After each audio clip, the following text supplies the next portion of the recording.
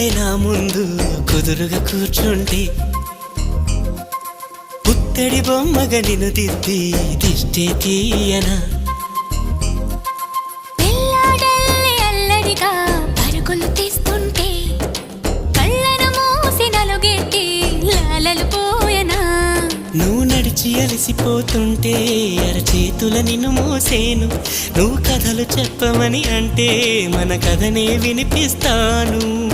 ఏ చింత లేదంటూ నీ చింతనుంటే ఏ భాగ్యం కావాలి నాకింతకంటే ఈ దొరసాని నాలివేణి ఇక లోకంలో ఏదైనా పోతే పోనీ